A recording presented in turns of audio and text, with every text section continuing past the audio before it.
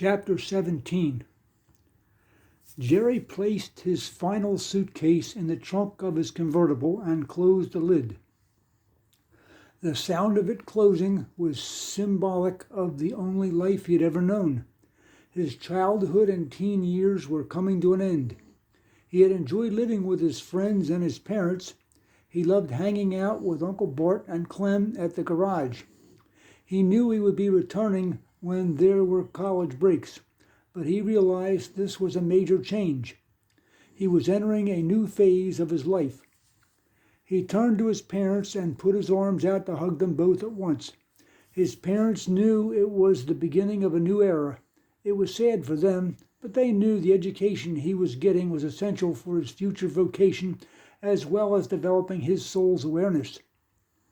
"I will miss you," he murmured. "I really will. And we'll miss you too," his mother sighed.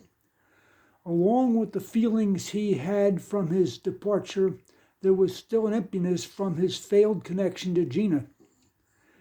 He was never able to find her. He saw Blanche again, but she was even more vague about her whereabouts. People do not just disappear from the earth, he thought.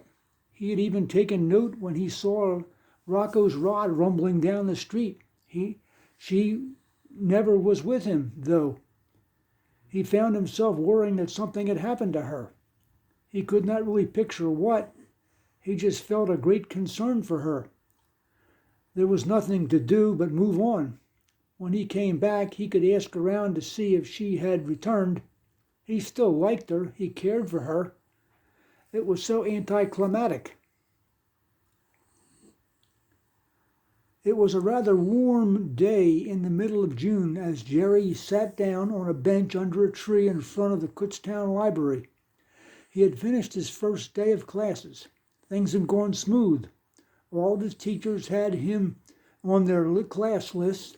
The lectures made sense. He was comfortable.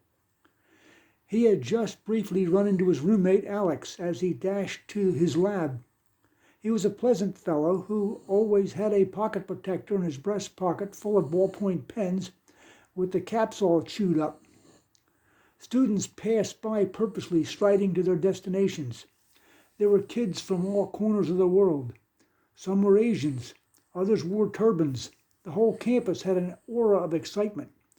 While he had only been there a short period of time, he could feel that this scene was going to propel him into an interesting future. "Hey, Jerry, how are you doing?" called the girl, lugging an armload of books. He could hardly believe his eyes. It was Gina, walking towards him with a big smile on her face. He was awestruck. She stopped in front of him looking fabulous in tight jeans and her brown long curls tumbling down over a Kutztown sweatshirt. "I heard you were going here, and I figured it would happen that I would eventually run into you," she told him. "You're taking classes here?" he asked, stunned. He could almost feel the air moving when she flipped up and down her long dark lashes.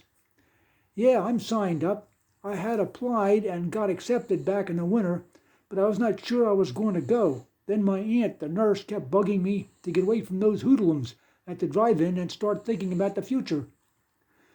She is helping me with my tuition, and she is getting me lined up with a scholarship through her nurses' union.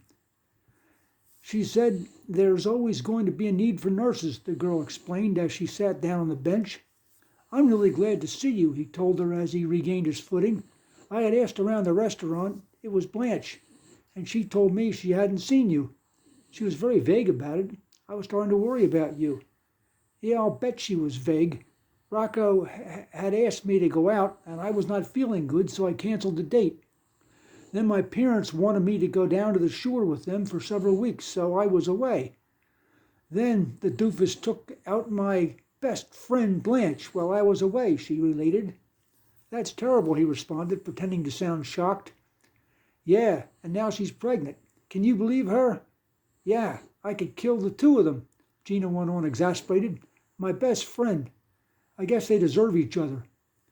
"Well, how do you like your classes?" asked Jerry, trying to change the subject. "I have a basic remedial English class. I did not pass the entrance exam, so they plunked me in there. It's not too bad. And I have micro. That is actually kind of interesting," she related. What is micro? Oh, it's microbiology. It's part of the nursing program.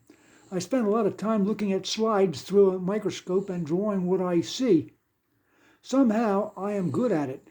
I am helping my lab partner Amy with the sketches. She is nice, Gina told him, and I have a music theory class. That is one of the take your pick classes. The only thing I could ever play was the radio, but I'll get through it. The strap broke on my backpack. I have to lug everything until I can get a replacement, Gina explained. What are you taking? I have an introduction to psych, a business math class, and a health class. I could have taken the music class, but I went with health. Everything seems doable. The profs seem reasonable, Jerry answered. Yeah, I'm lucky too. My teachers seem good.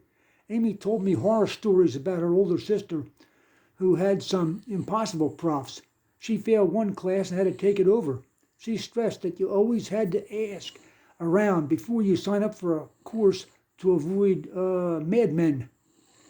Sounds like a good way to go, he responded. Well, it's nice to see you here. I have to get into the library and do some research. Sometime you have to take me out for a ride in your Nova, she told him as she stood up and rebalanced her books.